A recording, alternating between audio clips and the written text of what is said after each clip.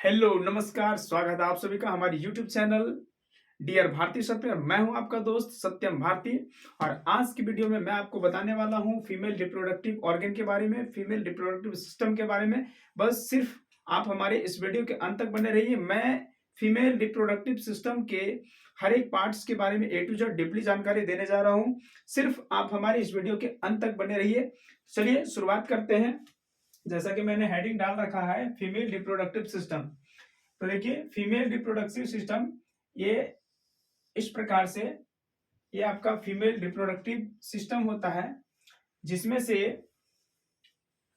जिसमें जिसमें से एक जोड़ा ओवरी होता है। एक जोड़ा ओवरी जो कि एक राइट साइड में होता है और एक लेफ्ट साइड में। अगर हम ऐसे खड़ा हो तो जस्ट लड़कियों के नाभि के नीचे ये गर्भाशय होता है। गर्भाशय के राइट साइड और लेफ्ट साइड में, राइट साइड और लेफ्ट साइड में जो कि ओवरी होता है। तो अगर हम इसे ऐसे खड़ा रहे तो ये होगा आपका राइट साइड का ओवरी और ये होगा आपका लेफ्ट साइड का ओवरी। और साथ ही साथ ये होता है आपका यूट्रस। यूट्रस जिसको हम गर्भाशय, गर्भाशय, बच्चादानी और गर्भ के भी नाम से जानते हैं। और यहां होता है वेजाइना। वेजाइना जिससे मूत्र विसर्जन होता है, जिससे पेशाब शरीर से बाहर निकलता है और शुक्राणु को रिसीव करने का काम, जो स्पर्म को रिसीव करने का काम करता है, ये आपका वेजाइना ही करता है। ठीक है। और ये होता है आपका फेलोपियन ट्यूब, जिसको हम शॉर्ट में एफटी लिख रहे हैं, फेलोपियन ट्यूब। और फेलोपियन ट्यूब दोनों राइट और लेफ्ट दोनों ओवरी से होता है। और जिस प्रकार से मेल रिप्रोडक्टिव सिस्टम में टेस्टिस जो होते हैं वो टेस्टिस स्पर्म के निर्माण करते हैं, टीईएस, टेस्टिस स्पर्म का निर्माण करता है। उसी प्रकार से फीमेल रिप्रोडक्टिव ऑर्गन का जो ओवरी होता है ये ओव्यूम का निर्माण करता है। ओव्यूम, ठीक है, ओव्यूम का निर्माण करता है। ये जो ओव्यूम होते हैं, जब बच्चा जन्म ले रहा होता है तो उसके शरीर में कई हजार ओव्यूम होते हैं, यानी कि फीमेल के बॉडी के ओवरी में कई हजार ओव्यूम होते हैं, यानी अंडाणु होते हैं। लेकिन वो परिपक्व होना शुरू होता है करीबन वही 11, 12, 13 से 14 साल में। और ये हर महीने के इंटरवल में, यानी एक महीने के इंटरवल में, यानी अगर मान लीजिए कि अभी अगर दिसंबर चल रहा है तो दिसंबर में अगर राइट साइड का ओवरी ओव्यूम का निर्माण करता है तो जनवरी में लेफ्ट साइड का ओवरी ओव्यूम का निर्माण करेगा। फिर फरवरी में राइट साइड वाला करेगा, फिर मार्च में लेफ्ट साइड वाला करेगा, फिर अप्रैल में राइट साइड वाला करेगा, तो मई में लेफ्ट साइड वाला करेगा। इस तरह से एक एक महीना के इंटरवल में दोनों ओवरी जो है ओव्यूम का निर्माण करता है। और यहां से जो ओवरी ओव्यूम का निर्माण करता है ये फेलोपियन ट्यूब में गति नहीं करता है। इसलिए गति नहीं कर पाता है क्योंकि इसमें जो है वो माइटोकांडिया नहीं पाया जाता है। माइटोकांडिया, माइटोकांडिया नहीं होता है। माइटोकांडिया जैसे ये स्पर्म होता है, स्पर्म में जो पूछ जैसा होता है ना, इसी को कहते हैं हम लोग माइटोकांडिया। तो स्पर्म जो है, स्पर्म अगर यहां से बनता है तो यहां से होते हुए इस पेनिस में पहुंच जाता है ना, पेनिस में पहुंच जाता है। और फिर ये पेनिस जब वेजाइना के संपर्क में आता है तो यह वेजाइना में इसको फोल्ड कर देता है, गिरा देता है। ये वेजाइना उस स्पर्म को रिसीव कर लेता है और ये स्पर्म जो है यहाँ से दौड़ते दौड़ते कूदते कूदते कूदते कूदते यहाँ जब ये बच्चादानी में स्पर्म रिसीव होता है तो ये स्पर्म जो है यहाँ से दौड़ते दौड़ते कूदते कूदते ये जाकर के फेलोपियन ट्यूब में जो आपका ओव्यूम होता है, ओव्यूम इस ओवरी से बन करके इस फेलोपियन ट्यूब में ही यहाँ इकट्ठा हो जाता है। ठीक है, इस फेलोपियन ट्यूब में ही इकट्ठा हो जाता है, जो कि एक महीने में एक ही ओव्यूम का निर्माण होता है, इसलिए यहाँ एक ओव्यूम होता है। तो अगर इस महीने में दिसंबर में राइट साइड वाला किया है तो लेफ्ट साइड वाला नहीं करेगा। ठीक है, तो लेकिन जो यहाँ स्पर्म आता है इस पेनिस से, जो इस यूट्रस में वेजिना के द्वारा जो स्पर्म रिसीव किया जाता है, ये स्पर्म एक सिंगल डायरेक्शन में मूवमेंट नहीं करता, ये हर एक डायरेक्शन में, यानी कि ये लेफ्ट भी जाएगा, राइट भी जाएगा और सीधा भी जाएगा। तो क्या होता है, लेफ्ट जाने वाले और सीधा जाने वाले, ये जो है ना वो कुछ मिनट, वही करीबन 20 से 30 मिनट ही इसका लाइफ स्पेन होता है, इसका जो जीवन काल होता है स्पर्म का वो 20 से 30 मिनट ही होता है, और 20 से 30 मिनट में ये खत्म हो जाता है। तो लेफ्ट साइड जाने वाला और सीधा जाने वाला ये मर जाता है, जबकि राइट साइड वाले जहां एक ओव्यूम का निर्माण हो चुका है, ये ओव्यूम के साथ जाकर के मिलता है, ठीक है।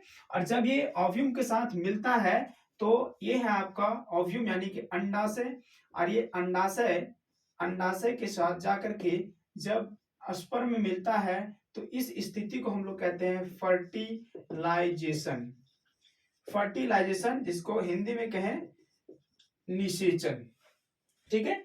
और निषेचन के बाद जब ये निषेचित हो जाता है तो यहां से धीरे धीरे धीरे धीरे धीरे आ करके इस यूट्रस में बैठ जाता है, और यहीं से वो फिर डेवलप होना शुरू होता है, और तब जाकर के वो 3 महीने में पूरी तरह से भ्रूण का रूप ले लेता है, और वही करीबन 9 महीने में वह बच्चा अपने माँ के गर्भ से जन्म लेता है। तो बच्चे का जो लालन पालन होता है इसी गर्भाशय में होता है, इसी गर्भाशय में होता है। और ओवरी सिर्फ ओव्यूम का निर्माण करने का काम करता है, जो वेजाइना है वो सिर्फ स्पर्म को रिसीव करने का काम करता है, और उसका कोई काम नहीं है मूत्र विसर्जन का भी काम करता है। शरीर से जो अपशिष्ट पदार्थ होते हैं, गंदे तरल पदार्थ, उसको भी शरीर से बाहर निकालने का काम करता है, और स्पर्म को रिसीव करने का काम करता है, और इसका कोई काम नहीं, वो बेकार है, ठीक है।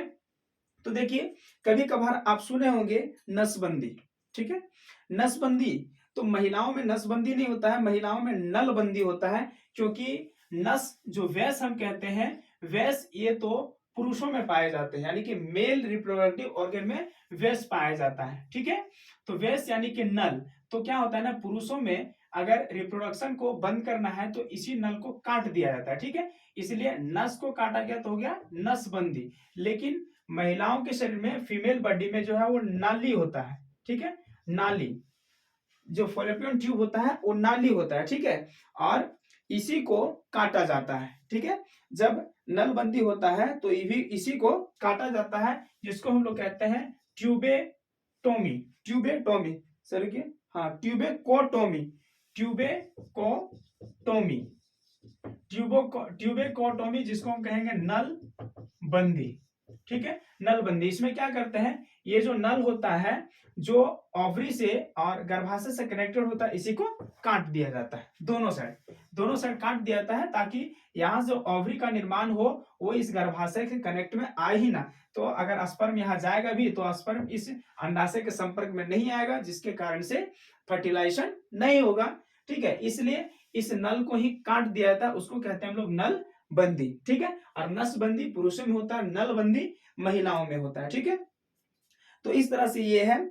और देखिए जानिए कि एक बार में जो है यहाँ से एक ही अंडाशय का निर्माण होता है, एक ही अंडाणु का निर्माण होता है, लेकिन जब इसमें स्पर्म जा रहा होता है तो एक साथ जो है ना वो करीबन समझिए कि जब एक बार स्पर्म का डिस्चार्ज होता है तो उसमें लगभग करीबन 7 ml स्पर्म होता है, और एक 7 ml स्पर्म में करीबन 20 लाख शुक्राणु होते हैं, लेकिन उसमें जरूरत कितना होता है, सिर्फ एक शुक्राणु का। तो एक अंडाणु के साथ जाकर के एक शुक्राणु जो है वो फर्टिलाइज किया, बाकी सारे शुक्राणु लगभग 20 मिनट के बाद खत्म हो जाते हैं, क्योंकि उसका लाइफ स्पेन सिर्फ 20 मिनट का ही होता है, ठीक है। चलिए इतनी जानकारी। अब क्या होता है कि कभी कभार क्या ऐसी, जब किसी एक महिला के 8 से 9 बच्चे हो जाते हैं, बहुत अधिक बच्चे हो जाते हैं, तो ये जो गर्भाशय होता है ये खराब हो जाता है, ठीक है। जब गर्भाशय खराब हो जाता है तो इसमें तरह तरह की परेशानियां आनी शुरू हो जाती है, कि इसमें घाव बन जाना, तो इसके अंदर और भी बहुत सारी समस्याएं, जिसके कारण से यूट्रस कैंसर वगैरह की समस्या तक आ जाती है। तो लोग क्या करता है, इसे काट करके पूरा हटा दिया जाता है, ठीक है। और इसको काट करके हटा दिया जाता है, जिसमें से मतलब जब ये खराब हो जाता है गर्भाशय तो वहां एक तरह का बीमारी होता है, जिसको कहते हैं हम लोग हिस्टोरेटोमी। हिस्टोरेटोमी,